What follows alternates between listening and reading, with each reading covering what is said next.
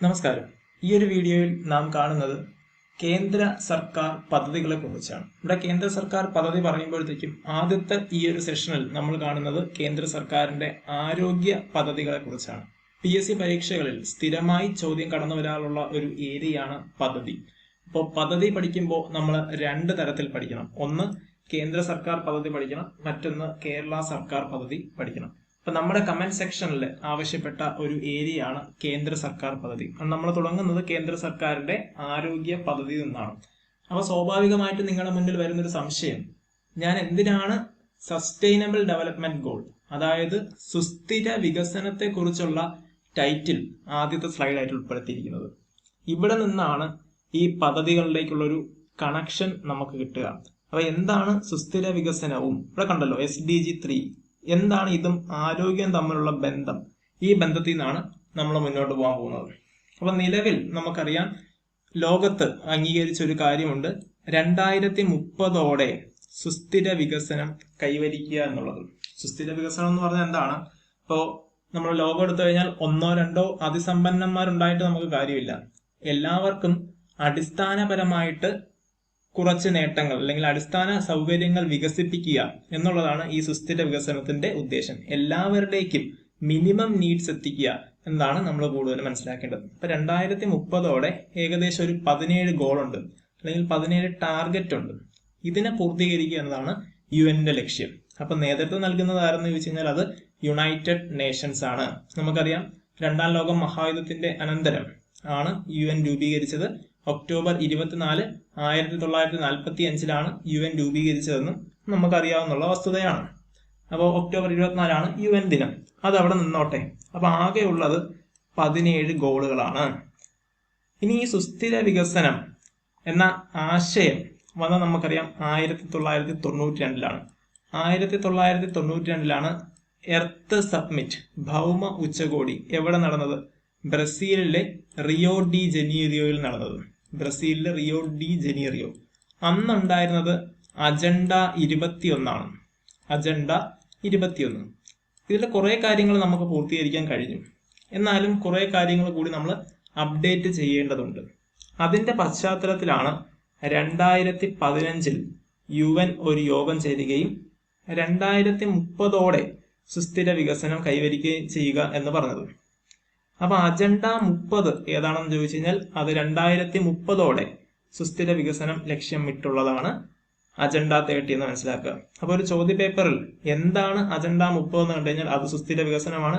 അതേപോലെ അജണ്ട 21 ചോദിച്ചാലും അത് സുസ്ഥിര വികസനമാണ്. ഈ അജണ്ട 21 PSC മുൻകാലത്ത് ചോദിച്ചൊരു ചോദ്യം കൂടിയാണെന്ന് മനസ്സിലാക്കുക. ഇനി നമ്മൾ മറ്റൊന്ന് മനസ്സിലാക്കേണ്ടത്, അന്താരാഷ്ട്ര സുസ്ഥിര വികസന സൂചിക, അതായത് SDG ഇൻഡെക്സ് UN പ്രസിദ്ധീകരിക്കാറുണ്ട്. അപ്പൊ 2024 അത് പ്രസിദ്ധീകരിക്കുകയും ചെയ്തു. അങ്ങനെയാണെങ്കിൽ ഇന്ത്യയുടെ റാങ്ക് ചോദിച്ചു കഴിഞ്ഞാൽ 109 ഇന്ത്യയുടെ റാങ്ക് 109. ആകെ പങ്കെടുത്ത രാജ്യങ്ങൾ ചോദിച്ചാൽ അത് 166. അപ്പൊ 166 രാജ്യങ്ങളിൽ ഇന്ത്യയുടെ സ്ഥാനം 109. ഇനി നമ്മൾ മുന്നോട്ട് വരുമ്പോൾ മനസ്സിലാക്കേണ്ടത് SDG ഇന്ത്യ ഇൻഡെക്സ്. നമുക്കറിയാം, ഇന്ത്യയിൽ ഇപ്പോൾ ഇൻഡെക്സുകൾ പുറത്തിറക്കുന്ന ഒരു ഏജൻസിയാണ് നീതി ആയോഗ്. അപ്പൊ നീതി ആയോഗ് നമ്മുടെ സ്റ്റേറ്റുകളെ അസസ് ചെയ്യും. നമുക്കറിയാലോ, ഇന്ത്യ എന്നുള്ളൊരു രാജ്യം പൂർണ്ണമായിട്ടും വികസിതത്തിലേക്ക് എത്തണമെങ്കിൽ എല്ലാ സംസ്ഥാനങ്ങളും ആദ്യം വികസിക്കണം. അപ്പൊ ഓരോ സംസ്ഥാനത്തും എത്രത്തോളം സുസ്ഥിര വികസനം സാധ്യമായി എന്നതിന്റെ അടിസ്ഥാനത്തിൽ സുസ്ഥിര വികസന സൂചിക തയ്യാറാക്കും. അപ്പൊ ലേറ്റസ്റ്റ് ആയിട്ട് 2023-24 കാലത്താണ് അവസാനമായിട്ട് ഈ സൂചിക പുറത്തിറക്കിയത്. ഇപ്പൊ 2023-24 സൂചിക പ്രകാരം 1ാം സ്ഥാനത്ത് നിൽക്കുന്ന സംസ്ഥാനങ്ങൾ ചോദിച്ചാൽ അത് കേരളവും ഉത്തരാഖണ്ഡുമാണ്. അപ്പൊ 2023-24 സുസ്ഥിര വികസന സൂചിക പ്രകാരം 1ാം സ്ഥാനത്ത് നിൽക്കുന്ന ഈ 17 ഗോളുകളും പരിഗണിച്ചു കഴിഞ്ഞാൽ 1ാമത് നിൽക്കുന്ന സംസ്ഥാനങ്ങൾ ചോദിച്ചു കഴിഞ്ഞാൽ അത് കേരളവും ഉത്തരാഖണ്ഡാണ്. 2 സംസ്ഥാനങ്ങളും 1ാമത് തന്നെ. എന്നാൽ PSCക്ക് ചോദിക്കാൻ കൊള്ളാവുന്നുള്ള ചോദ്യം ഇതല്ല. 1ാമത് നിൽക്കുന്ന കേന്ദ്രഭരണ പ്രദേശം ഏതാണെന്ന് ചോദിച്ചു കഴിഞ്ഞാൽ അത് ചണ്ഡീഗഡ് ആണ്. കേന്ദ്രഭരണ പ്രദേശം ചോദിച്ചു കഴിഞ്ഞാൽ ചണ്ഡീഗഡ് ആണെന്ന് മനസ്സിലാക്കുക. ഇനി എന്താണ് SDG 3? ഞാൻ പറഞ്ഞു SDG 1, അതായത് ഗോൾ 1 മുതൽ 17 വരെ ഉണ്ട്. അതിലെ 3ാമത്തെ ഗോളിലാണ് ആരോഗ്യ മേഖലയിൽ കൈവരിക്കേണ്ട ദൗത്യങ്ങളെ പറ്റി പറയുന്നത്. അപ്പൊ SDG 3 ആരോഗ്യ മേഖലയിൽ കൈവരിക്കേണ്ട ചില ദൗത്യങ്ങൾ ലോകരാജ്യങ്ങൾക്ക് നൽകിയിരിക്കുന്ന നിർദ്ദേശങ്ങൾ ഉള്ളത്. അപ്പൊ SDG 3 എന്തുമായി ബന്ധപ്പെട്ടിരിക്കുന്നു എന്ന് ചോദിച്ചു കഴിഞ്ഞാൽ അത് ആരോഗ്യമാണ്. എല്ലാവർക്കും നല്ല ആരോഗ്യം ഉണ്ടാവണം എന്ന ലക്ഷ്യത്തോടെയുള്ള പറയുന്ന ഗോള് SDG 3 ആണെന്ന് കൂടി ഒന്ന് മനസ്സിലാക്കി വെക്കുക. ഇതാണ് നമ്മൾ ആദ്യം സുസ്ഥിര വികസന സൂചികയുമായി ബന്ധപ്പെടുത്തി പറഞ്ഞത്. ഇനി നമുക്ക് ഇന്നത്തെ ടോപ്പിക്കിലേക്ക് കടക്കാമല്ലോ. കേന്ദ്ര സർക്കാർ പദ്ധതികൾ. അതിൽ ആദ്യമായിട്ട് നാം കാണുന്നത് ആയുഷ്മാൻ ഭാരത് ആണ്. AB. ചിലപ്പോൾ ചോദ്യപേപ്പറിൽ AB എന്ന് മാത്രമേ ഉണ്ടാവുള്ളൂ. എന്താണിത്? ആയുഷ്മാൻ ഭാരത് ആണ്. ആയുഷ്മാൻ ഭാരതിന് കീഴിൽ 2 പദ്ധതികളാണ് വരുന്നത്. ഒന്ന് health and wellness centres, 2 ABPMJAY. ഈ ABPMJAY നമ്മൾ ഒരുപാട് തവണ കണ്ടിട്ടുള്ളതാണ്. പ്രധാനമന്ത്രി ജൻ ആരോഗ്യ യോജന. അത് നമുക്ക് മുന്നോട്ട് വരുമ്പോൾ കാണാം. തൽക്കാലം അത് അവിടെ ഇരുന്നോട്ടെ. ആദ്യം നമ്മൾ ഹെൽത്ത് ആൻഡ് വെൽനസ് സെന്റേഴ്സിനെ കുറിച്ച് നോക്കാം.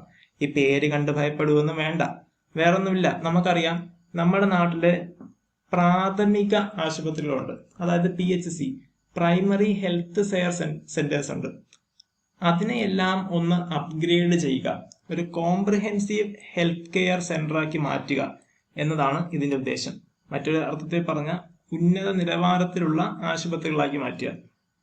ആ ഒരു ഉദ്ദേശമാണ് ഇവിടെ ഉള്ളത്. PHCകളെ ഒന്ന് മോഡിഫൈ ചെയ്യുക എന്നുള്ള അർത്ഥത്തിലേക്ക് മാറ്റും.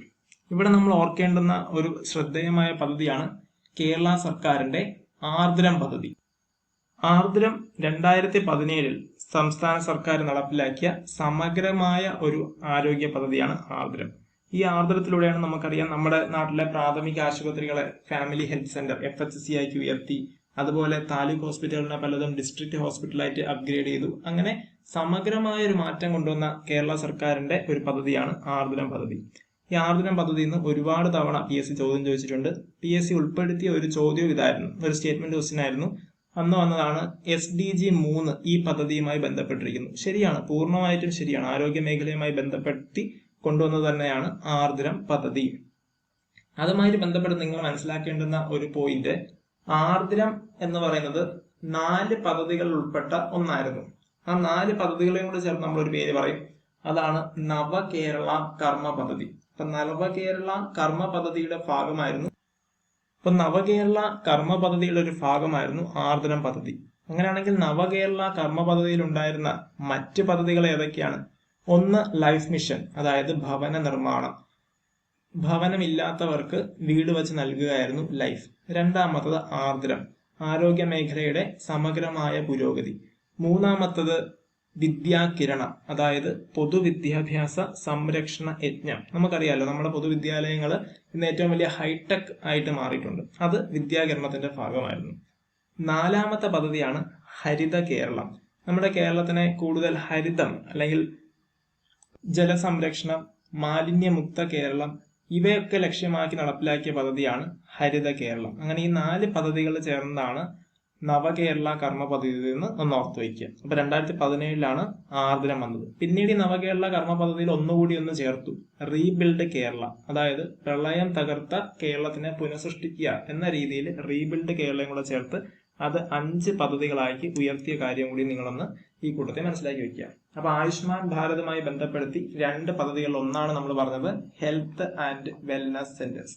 അപ്പൊ അടുത്തതിലോട്ട് നമുക്ക് പോകാലോ.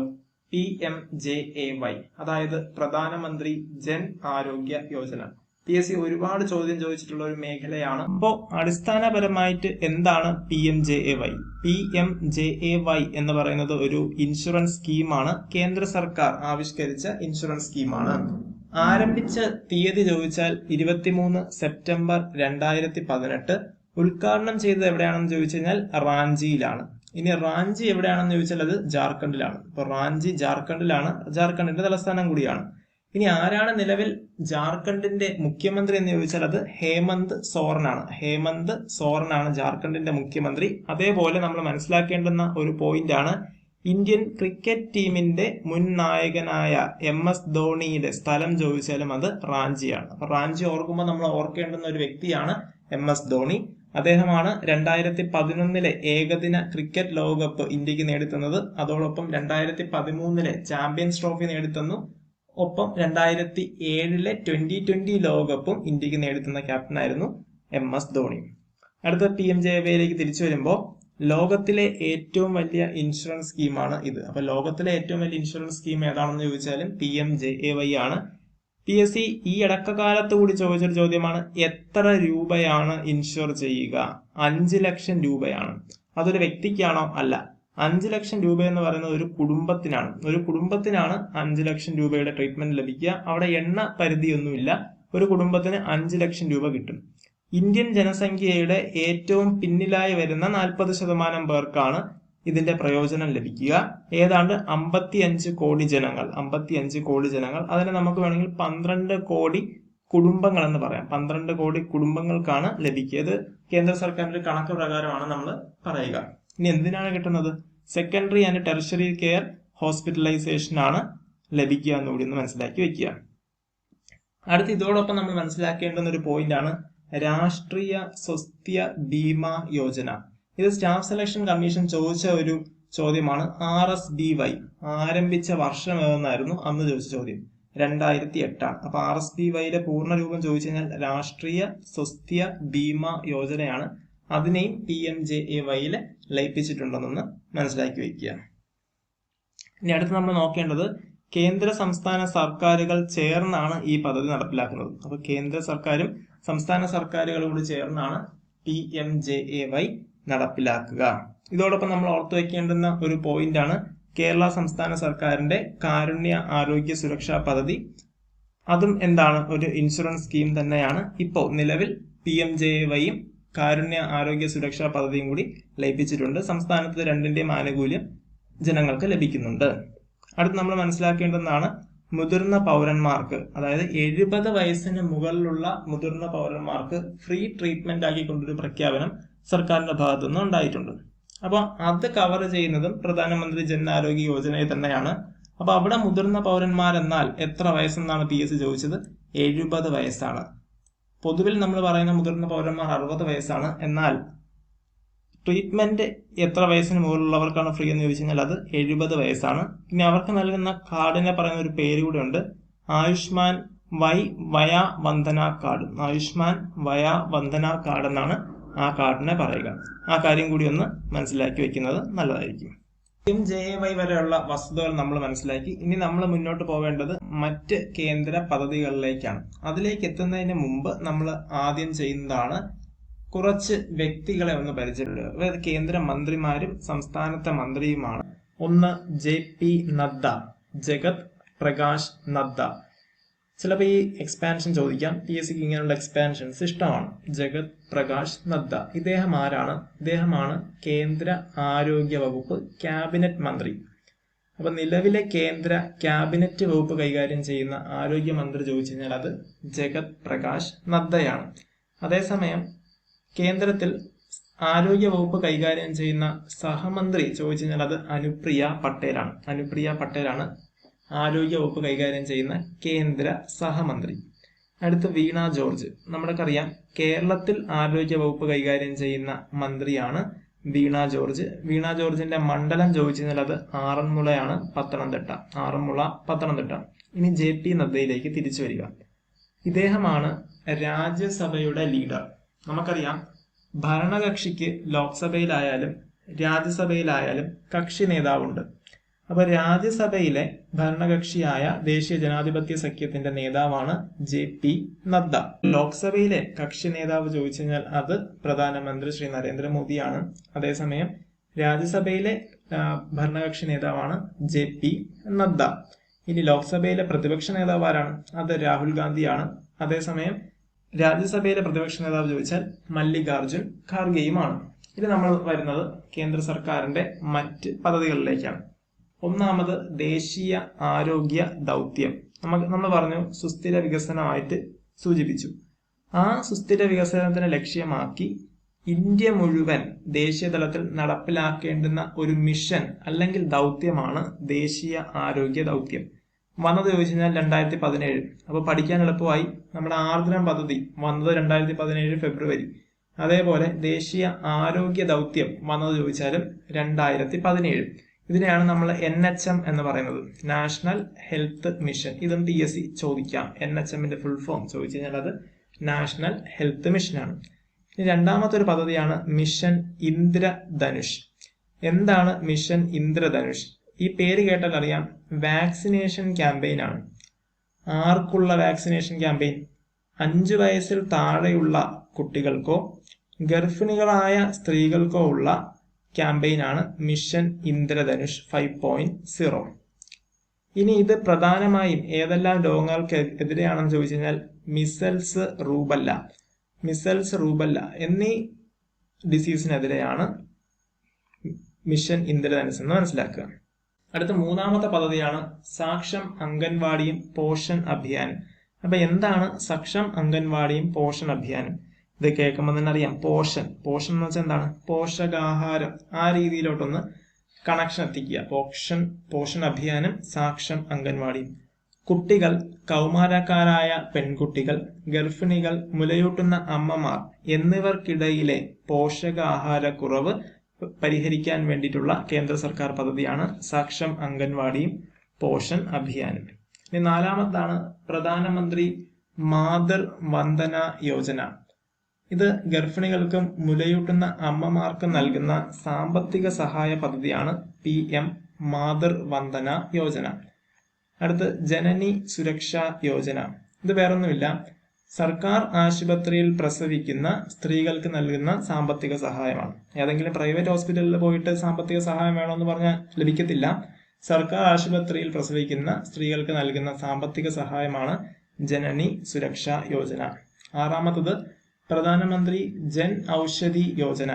എല്ലാ ജനങ്ങൾക്കും താങ്ങാവുന്ന വിലയിൽ ഗുണമേന്മയുള്ള ജനറിക് മെഡിസിൻ നൽകാനുള്ള പദ്ധതിയാണ് ജൻ ഔഷധി യോജന. ഔഷധി ഈ വാക്ക് കേൾക്കുമ്പോൾ തന്നെ നമുക്ക് കിട്ടും, മരുന്നുമായിട്ട് ബന്ധിപ്പിക്കുക. മരുന്നുമായിട്ട് ബന്ധിപ്പിച്ച് കഴിയുമ്പോൾ എല്ലാവർക്കും താങ്ങാവുന്ന വിലയിൽ ഗുണമേന്മയുള്ള ജനറിക് മരുന്ന് നൽകുന്ന പദ്ധതിയാണ് PM ജൻ ഔഷധി യോജന. അടുത്ത ഏഴാമത്തെ പദ്ധതി TB മുക്ത് ഭാരത് അഭിയാൻ. അതായത് ക്ഷയരോഗത്തിൽ നിന്ന് രാജ്യത്തെ പൂർണ്ണമായിട്ട് മോചിപ്പിക്കുക എന്ന ലക്ഷ്യത്തോടെ നടപ്പിലാക്കുന്നതാണ് TB മുക്ത് ഭാരത് അഭിയാൻ.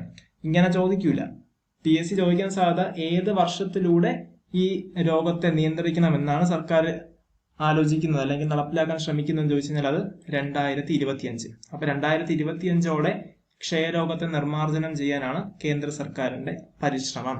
ഇനി ക്ഷയരോഗ ദിനം എന്താണെന്ന് ചോദിച്ചു കഴിഞ്ഞാൽ അത് മാർച്ച് 24 ലോക ക്ഷയദിനം മാർച്ച് 24. അതേസമയം 21 ചോദിച്ചു കഴിഞ്ഞാൽ വനദിനമാണ്. മാർച്ച് 21 വനദിനം, മാർച്ച് 22 ജലദിനം, മാർച്ച് 23 കാലാവസ്ഥാ ദിനം, മാർച്ച് 24 ക്ഷയദിനം, മാർച്ച് 27 ചോദിച്ചു കഴിഞ്ഞാൽ അത് നാടക ദിനമാണ്. ഇനി എട്ടാമത്തെ കേന്ദ്ര സർക്കാർ പദ്ധതിയാണ് അനീമിയ മുക്ത ഭാരത് അഭിയാൻ. അനീമിയ മുക്ത് ഭാരത് അഭിയാൻ പേരിൽ തന്നെ കിട്ടി. അനീമിയ നിർമ്മാർജ്ജനം ചെയ്യാനുള്ള ഒരു പദ്ധതിയാണ് അനീമിയ മുക്ത് ഭാരത് അഭിയാൻ. ഇത്രയും ക്ലിയർ ആണെന്ന് വിശ്വസിക്കുന്നു. ഈ ക്ലാസ്സിനെ കുറിച്ചുള്ള നിങ്ങളുടെ അഭിപ്രായങ്ങളും കമന്റുകളും ഒന്ന് രേഖപ്പെടുത്തണമെന്ന് അഭ്യർത്ഥിക്കുന്നു. ഇതുപോലെ മറ്റ് കേന്ദ്ര സർക്കാർ പദ്ധതികൾ വേണമെങ്കിലും ഒന്ന് കമന്റ് ചെയ്യുക. നമ്മൾ സുസ്ഥിര വികസനത്തിന് അടിസ്ഥാനമാക്കി വെച്ചുകൊണ്ടായിരിക്കും ഇതിനെ മുന്നോട്ട് ചെയ്യുക. ക്ലാസ്സുകളെ കുറിച്ചുള്ള അഭിപ്രായങ്ങൾ രേഖപ്പെടുത്തുക. ഇത്രയും പറഞ്ഞുകൊണ്ട് നിർത്തുന്നു. നന്ദി, നമസ്കാരം.